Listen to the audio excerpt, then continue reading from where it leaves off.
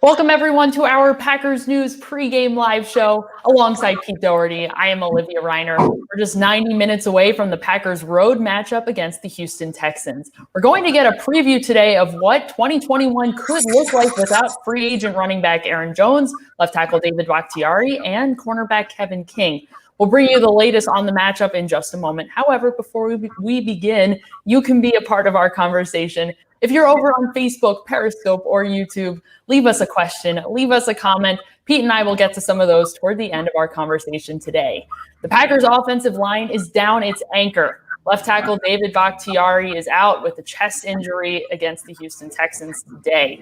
Tackle Rick Wagner came in Bakhtiari's place against the Bucs, and he struggled. He had a tough time against the run, and he gave up a sack as well. Pete, who is most likely to start for Bakhtiari today against the Texans? Well, I don't know. What do you think? You think it'll be Billy Turner? Or you think it'll be Elton Jenkins? I mean, it's not going to be Wagner, right? I think that it's going to be Turner simply because the Packers don't want to be worse off in multiple positions. They want to try to minimize the filling in, I suppose. Billy Turner is probably a better left tackle than Rick Wagner was just based off of last week. If they keep Turner at left tackle, keep Wagner at right tackle, I think that reflects the least movement on the offensive line. What do you think, Pete? Yeah, I would think so too. I wonder if it would probably be I should say, a different decision if Bakhtiari were going to be out for 6 games or a couple months. Then maybe if you think, then you move the best guy out there, whoever you think would handle the job best. But if you think it's only a week or maybe 2, then it's, I think a lot of teams would do what you're suggesting and do the least disruptive thing you can. And you move Billy Turner over there and, be willing to, they have to be ready to help him more in pass protection, more chipping, more lining up the tight end on that side, things like that. One of the Packers' primary concerns today is the injuries to their secondary. Cornerback Kevin King and safety Darnell Savage are both out today against the Texans as they're dealing with undisclosed quad injuries. This is not the matchup the Packers defense wants without 2 of its top defensive backs. Texans quarterback Deshaun Watson is well known for his ability to extend plays. He's second in the league in scrambles. Pete, how is Watson going to stress this Packers secondary? Yeah, in a big way. He's really good at getting outside the pocket. I think he throws it really well and accurately when he gets out there. He's also a threat to pick up first downs and keep the chains moving. Doing that, he's one of the top, I would think, 3 or 4 guys in the league at doing that. He's a really good player. The problem with the Houston Texans is definitely not him, and he's capable of going off any game and having a huge game. And this is really interesting. This is the most shorthanded the Packers have been in Matt LaFleur's time as coach. Last year they did so well on the injury front, and as I'm sure we'll get into in a minute here, besides Bakhtiari in the secondary, they're missing other guys too. Aaron Jones is on the inactive list, and this is real loss. This is real injury adversity for the first time, and we'll see how the Packers handle it. The Packers offense is down the engine that makes it go. Running back Aaron Jones is out as well with a calf injury. The injury list is it's long. It keeps getting longer, it seems, every single week. Head coach Matt LaFleur is going to be calling on rookie running back A.J. Dillon to step up and fill in for Jones. Dillon hasn't played more than 10 snaps in a single game, and he only has 15 carries all season. How is LaFleur going to balance the snaps between Jamal Williams and A.J. Dillon? I don't know. We talked, what was that, Friday? You and I talked in the same venue here. And my thought was it would be probably Williams, the same ratio, but with Williams taking Jones's spot and Dillon taking Williams' spot. So it's at about 60-40, I would guess, somewhere in there. 65-35, but maybe Dillon plays more. I mean, he's the better guy with the ball in his hands, you have to think. We haven't seen him much in real game action, but he's a second-round draft pick this year. I mean, they really like the talent. I think it sounds like Gutekunst has had his eye on this guy, for 2 or 3 years while he was at Boston College. And a lot depends on how things go. If he gets in early and has a good series, they may keep him in there. If he misses a blitz pickup or he fumbles, then then his playing time could plummet. So I think it'll be a little bit by how the game goes. But this will be really interesting.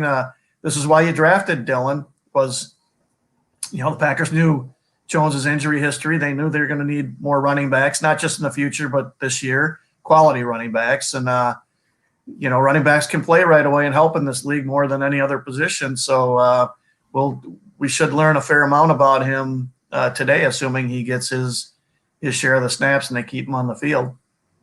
It's not just bad news on the inactives list today. Outside linebacker Preston Smith, who is questionable for today's game with a shoulder injury, is active today. Smith has been having a bit of a hard time in the pass rush. This time last year, through 5 games, Smith had 16 quarterback pressures.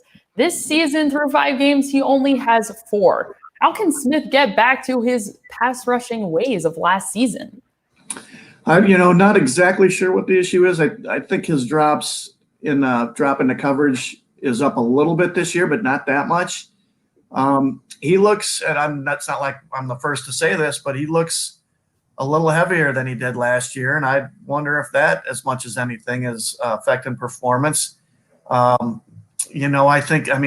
he's well aware that his production's down and the Packers are, and I'm sure they've been going over this. So I'm sure in his mind, he's looking to get back, as Zadarius Smith was asked about that. And they're both looking to get back to the production level they had last year. But, these things are determined on the field, not in interviews.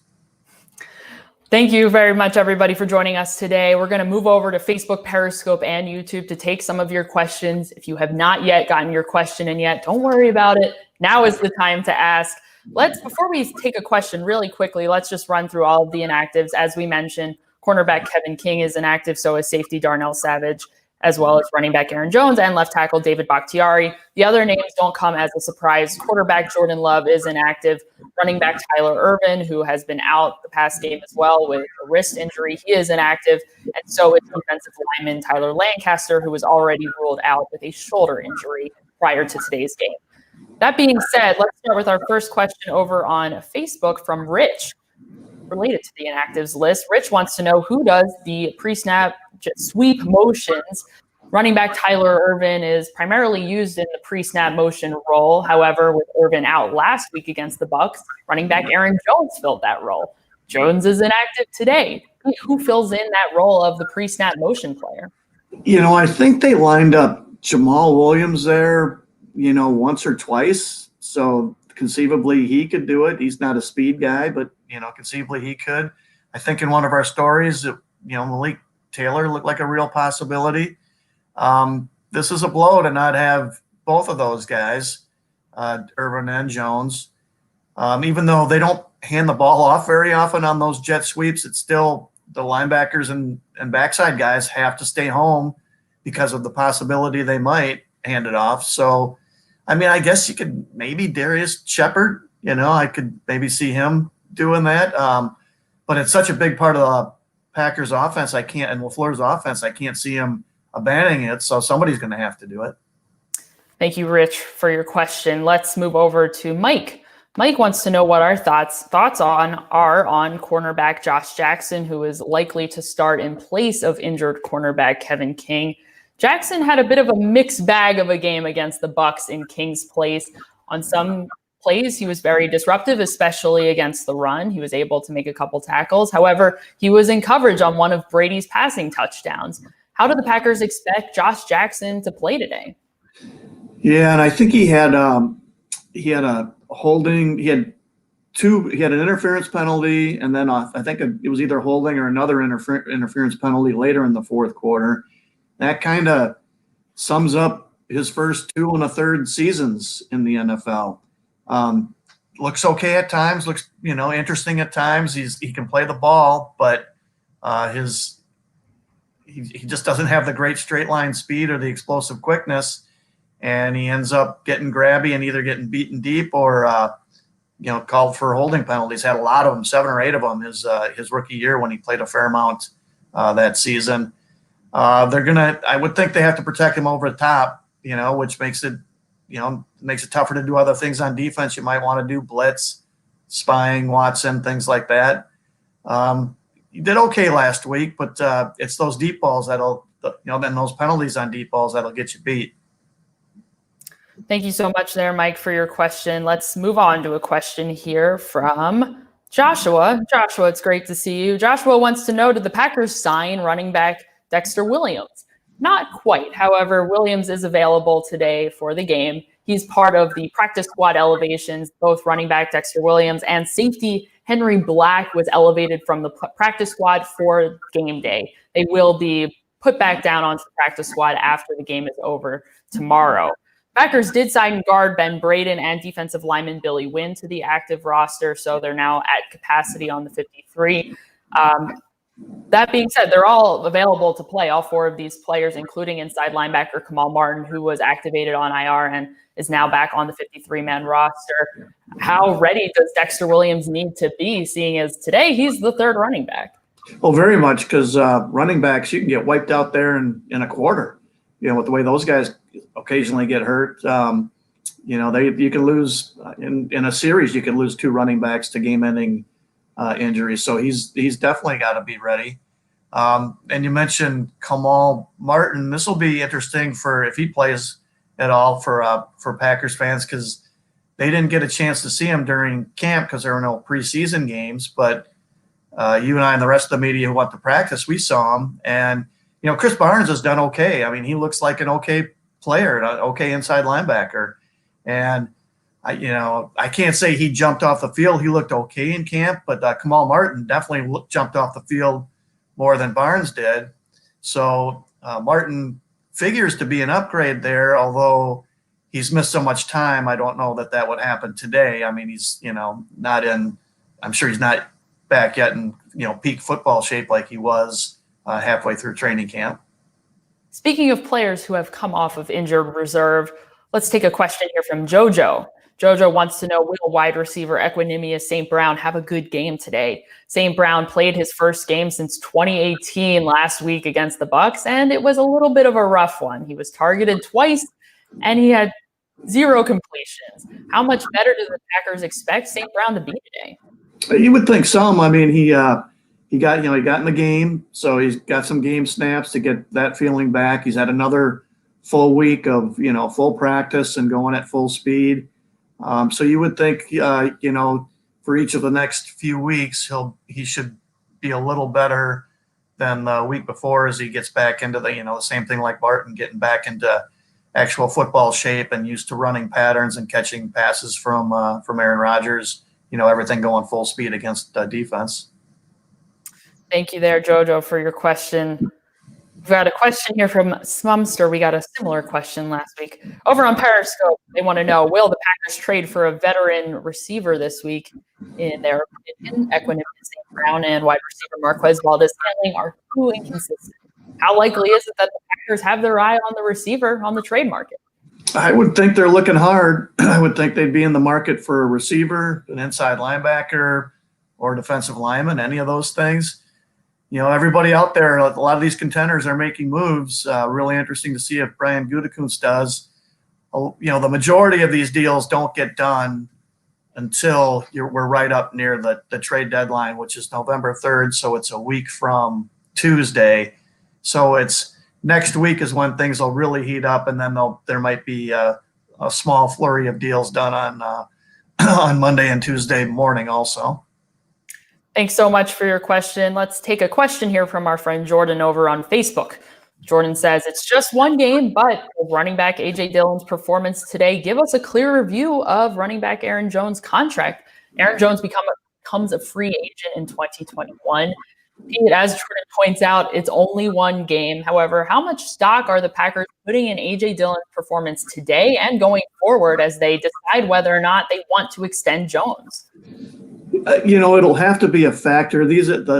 Whether to sign running backs or not is such a tough decision. I talked with 2 different scouts this week, and we were talking about a lot of different things, guys for other teams. And one of them said he was just adamant.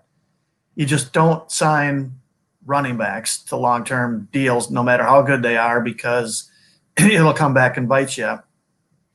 History of the last, 3 or 4 years lends a lot of credence to that argument. Then I was talking with another guy, very high-ranking scout, and he said he doesn't buy into this thing that you shouldn't sign running backs.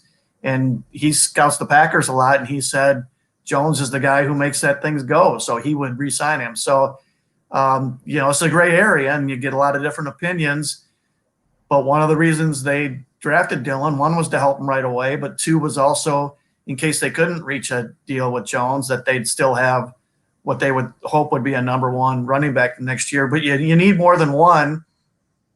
I think any team does, but especially one that wants to run the ball like LaFleur does and base everything off, the whole offense revolves around the ability to run and the outside zone and having everything look the same. You need more than one good back because those guys get hurt, and you don't want to play a guy 80 or 90% of the snaps because he's even more likely to get hurt. So you need at least two really good backs. So a good performance by Dillon wouldn't preclude re-signing Jones, but if he does play well and looks really good and the price is too steep that the Packers think is too steep, they at least know they have a fallback and they can go back and draft another running back next year if they choose to go that way. The Packers also have to make a decision on 2021 free agent running back Jamal Williams. Both of their star running backs are free agents next year. A couple of big decisions there coming up for the Packers. Thank you, Jordan, for your question. Let's take a question here back to Mike over on Facebook. Pete, you wrote about this a little bit this week in one of your columns. Mike asks, any chance the Packers make a move for J.J. Watt after this week? Watt is a 5-time Pro Bowl defensive end. The Packers are struggling a little bit getting after the quarterback. Watt isn't exactly having his best career of his year, the best season of his career. He only has 3 sacks. However, how interested are the Packers in a player like Watt? Probably not. He's 31. He's just been beaten up. I think in the last 5 years, he's only played more than 8 games in one season. So he's not he's still a good player, but he's not the dominant player, obviously, that he was when he was winning. I think it was 3 Defensive Player of the Year, at least 2, and it might be 3 Defensive Player of the Year awards. So he's not a guy. Plus, he's got the $17.5 million salary next year. So if you're doing a deal for him, I mean, you just can't pay him $17.5 million last year. Should probably be about half that, I would guess. So I don't know if he'd be open to that kind of pay cut or not. He might be, because I find it hard to believe the Texans will pay that either. My thinking is if you could get him for a 3 and get him to take the pay cut, I'd seriously think about it, even though that injury history is really troubling. And, that guy, it diminishes guys, and he could easily get hurt again this season. We're not, we're about a third of the way through. My guess is he's just a little too beaten up for Brian Gutekunst's tastes. I don't know that. And maybe if they could get him for a 3 or 4, they'd do it. But I don't even know if Houston would trade him anyway. They don't really have a GM right now. And so their owner might not allow anybody to make any moves, especially with an icon like that, until they get a new GM hired this year. So my guess is no, but I thought it was interesting food for thought to at least pursue, because he is still a good player, and he plays both the run and the pass. So he would help. He would make the Packers' defensive front 7 noticeably better, I think. The trade deadline is looming. It's November 3rd. We'll see if the Packers and general manager Brian Gutekunst decide to make any moves this season. Thank you, Mike, for another great question. Let's take a question here from Bob. Bob asks, with Titans running back Derrick Henry's performance against the Houston Texans last week, is there a potential for a big game from A.J. Dillon? Henry was able to string together 212 rushing yards alone on the ground against the Texans last week. A.J. Dillon has been compared to Henry, especially in terms of stature. They're both very strong lower body guys. How likely is it that Dillon is able to have a similar performance to Henry, or even be compared to Henry in any regard, even though Dillon hasn't nearly had the same experience in the league? No, he hasn't. That would, if he did anything like what Henry's done, that changes things in a huge way. I mean, they're both I think they're both listed, or maybe it was at the combine. They both weighed exactly the same, 247. You're right. They're both huge backs, and that's what makes the combination of him and Aaron Jones interesting. Is you've got the scat back type guy who's all explosiveness and quickness and sharp cuts, and you got the power guy with Dillon, who, especially in December and January in Lambeau Field, you would think would be a big problem. 247-pound freight train coming at you when it's 5 degrees out. I thought there's a lot of defensive backs who I don't think would be real excited about having to bring that guy down. So yeah, we're all wondering the same thing, Bob, and this will be that's one of the things that's going to make today's game really interesting, is to see how AJ Dillon does. I mean, it was a surprise when the Packers took him because of their other needs, but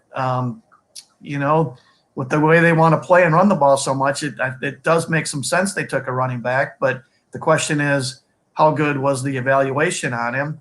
And we'll start to get a decent sense of that today, assuming he plays a decent amount. Speaking of a player with a newfound opportunity potentially today, one last question here from Mike. Mike, you're asking some good questions today. Mike wants to know, how much of inside linebacker Kamal Martin should Packers fans expect to see today?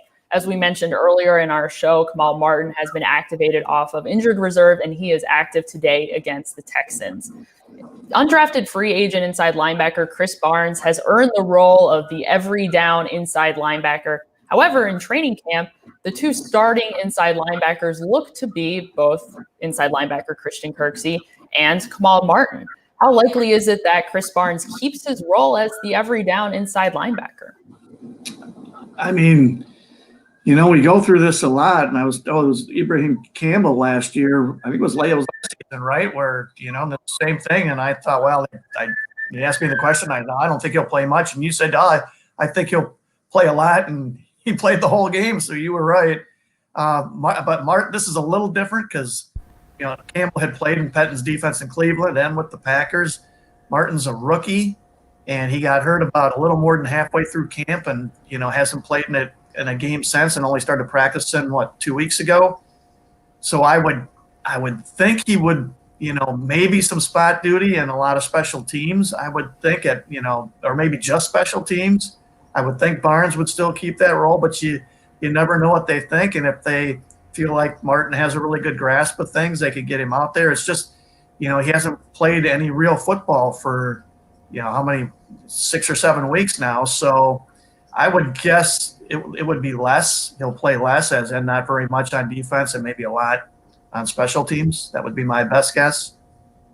Thank you so much, You Mike. seem to have the handle on these things, so you might want to share your thoughts. People should probably go with what you say. Your guess is as good as mine, Pete. I think my intuition on the Ibrahim Campbell snap count was purely luck last season.